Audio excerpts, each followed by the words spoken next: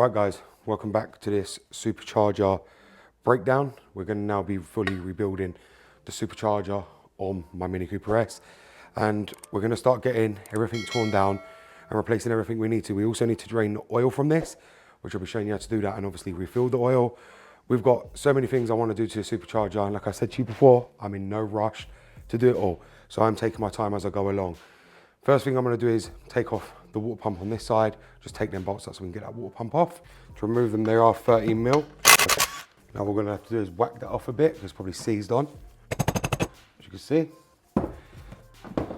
And that has gone very, very stiff. It's not moving freely. Now when these go stiff, these cause play in the shaft here, which is driven by the supercharger, which then drives the water pump. Now what I'm going to do is I'm going to tear this shaft down, because I want to make sure that this shaft hasn't got no play in it when I put on a new water pump, because this one has it is literally very stiff, and it shouldn't be hard to move, because it then puts strain on the supercharger, which means you'll lose boost, and also you can damage the supercharger in terms of the supercharger having to work harder to turn a water pump that's basically nearly seized. So these are a 10 mil. Take them bolts out. Now we just need to whack that off again. You can see the old oil going to come out, which is fine.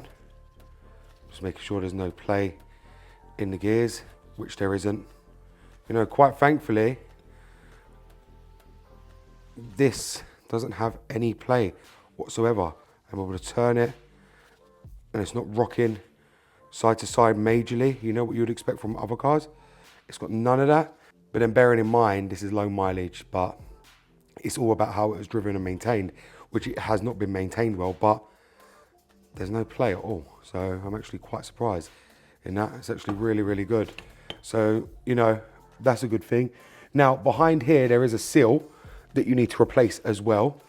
To be honest, it's all personal preference if you want to change that or you don't.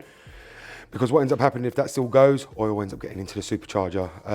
I don't think they've given us that one in our kit for that cog. But what we're going to do, we're going to leave this open anyway.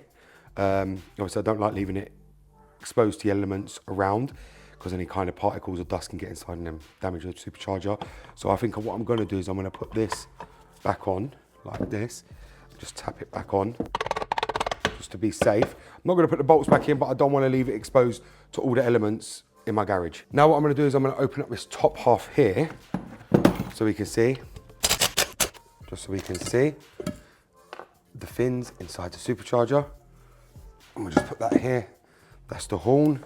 Poof, the smell is quite bad, I can tell you that. So now if we look into the supercharger, we can turn it and we can see the veins there, and there isn't much scoring. This supercharger, bearing in mind it's never had a service, is actually in very, very good condition. I mean, that black is, I don't know, somewhat fine, is what you would expect.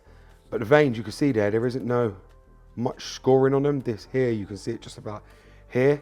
But any kind of serious scoring or chips or damage will cause you obviously to lose boost. But there's literally nothing, and I'm actually quite surprised considering I opened this up. I literally was expecting to find scoring galore, considering how this car's been looked after all its life and that lot, but it hasn't. Do I think it's been changed? No, I still don't think it's been changed. I just don't think it's ever been driven hard, because it's a convertible version. Now, if this was the hard top version, bear in mind the supercharger would be knackered, but I think it's this, bearing in mind it's a convertible, you can't track it, and most youngsters don't want the convertible. This has been owned by older, more gentlemen, which, you know, doesn't get that kind of abuse. So that's why the supercharger is in good condition. So them veins look absolutely fine, apart from this, but that's just minor scoring, which is going to happen over time. But there's nothing there to be too worried about, as I can see. So now it leads me to my oil, which I need to crack this open right here. This is the one which holds the most oil here, which is on the pulley side, not so much on the other side, but this side holds the most oil, so we need to drain it out.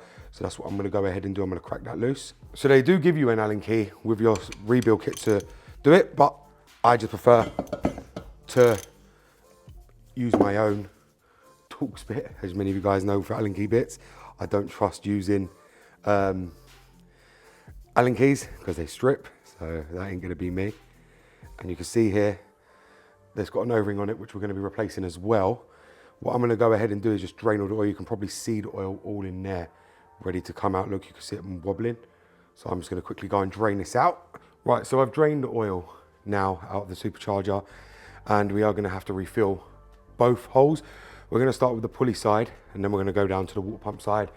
There's two of them. Obviously, oil was needed to lubricate the gears on the other side for the water pump. Obviously, it will visible seize based on the heat. And obviously this side to stop the pulley seizing on this side as well, and obviously protect it and keep the supercharger as cool as possible under high strain. So we're gonna refill them up, and I do have a sheet which tells me how much needs to go in where, so we can't make a mistake there. So we are gonna go ahead and do that. Right guys, so what we're gonna go ahead and do now is we're now gonna refill the oil in the supercharger on both sides. We're gonna replace the seals, then we're gonna put the water pump on. We're gonna just fully rebuild this supercharger. So if you'll see here, this is what it tells you to use. 140, 145 ml oil to be applied to the pulley chamber side, and then 40 to 45 ml oil to be applied to the water pump chamber. That's what we're gonna go ahead and do and fill the oil up.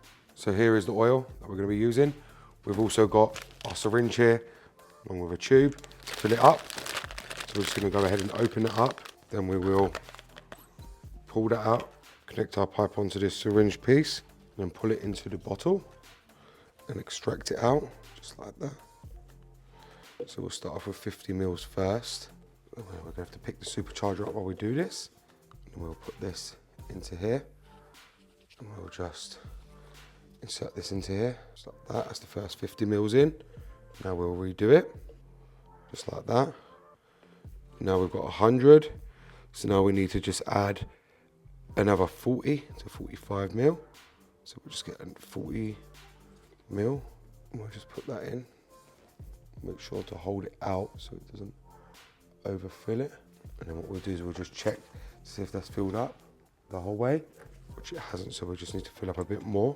It says 145 mils, but I've seen to keep filling it and it's using a lot more oil. So we've now put the 145 mil in there as they state to put in. So now what we're gonna go ahead and do is just get one of the O-rings out of here for the plug. Put this on to our plug end right here.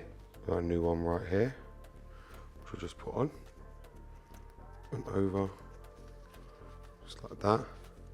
Then we can screw that back down, just tighten it back down.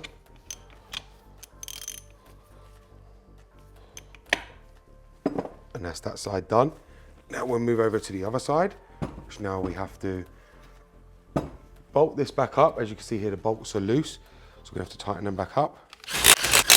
And the reason we've done that is purely because otherwise the oil will leak back out. Now what we're gonna have to do is get this, we have to whack this on with a hammer and crack this one off, just like that. And this is the water pump side. And they're still quite dry as well over time from the heat. So now what we'll do is we'll get our syringe and we'll just inject this oil into it, just like that. Now what we need to do is we need to try and lower this a minute. Without the oil coming out, which is going to, we need to try and keep this up while we change the seal on our plug. And now we'll just screw it all down and tighten it up. Just like that. That's tightened. And that is the oil in the supercharger changed and done. So then once the oil in the supercharger has been changed, what we can do next is we can get our new gasket, which is right here.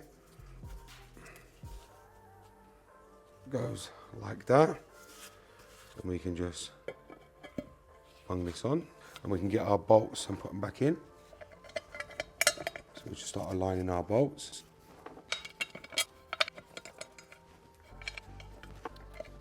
And we can just get our 10 mil and that.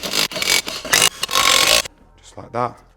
That's now all back on and the gasket back on as well. Now that's done, now what we're going to go ahead and do is put our new water pump on there. So we do have a brand new male water pump to go on here, which I just need to align it properly. that. Make sure all our bolts are lined up. We can get our long bolts and just put it back on. Just need to put every bolt back in, just like that, and just like that. Then what we'll do is then use our 13mm to bolt them up, like that. That is now the new water pump on. Now you do is put on your new rubber seal around your water pump as well. That's to go back into the flange on the block. You put it back in to seal it off when it kind of leaks. And that, guys, is the supercharger rebuilt. And that's all there is really to it. New water pumps on. We've done the oil. We've done new gaskets. We've already upgraded the pulley. As you guys see, the cab's pulley. We've done that as well. There's not really much to rebuilding the supercharger apart from the oil. The oil is the most crucial factor for these. This is what people panic about. The oil had never been changed. It was way too dark compared to what I've just put in. So that goes to explain that the guy, his beliefs were not wrong when the person said that they had changed it. They never changed it. So they made a forged receipt for something they didn't do, which is very, very wrong. But as I said to you, that's how garages are here. And in a lot of places they're like that. They'll lie just to sell a car, get forged receipts. But it's such a big job to do. I knew they wouldn't have done it anyway, because nobody wants to put that much time into a car and that much money to be able to sell it at a loss. If they had to, they'll forge a receipt, which cost them nothing, or probably paying someone 25 quid to sell the car for the amount they wanted. So there you have it, guys. That's the supercharger fully rebuilt to go back on the car. I hope you've actually enjoyed this video showing you how to tear down the supercharger and rebuild it. Like I said, it makes sense to put on a new water pump. I know there's a lot of you who will try and skimp out on that part and just think, oh, just, you know, forget it. Just do the gaskets, this, that, the other, because the water pump makes it more expensive. But you can buy the whole kit with the water pump for about 150 quid. Trust me, you don't want to be back down there again. It is worth doing the water pump. You guys know these W11 engines suffer with a lot of coolant issues and coolant failures, especially head gasket failures. The way to prevent that is to overhaul the whole coolant system like I'm doing. Like I said, the car will run great. I've done this before and I had no issues with the car, doing every gasket, replacing everything that needs doing on these minis. Thank you very much for watching, guys. The next video we'll be seeing is us reinstalling this on the car when I change all the gaskets there and do everything I need to as well. Thank you very much for watching, guys. It's BMW Dr. Dean here, and goodbye.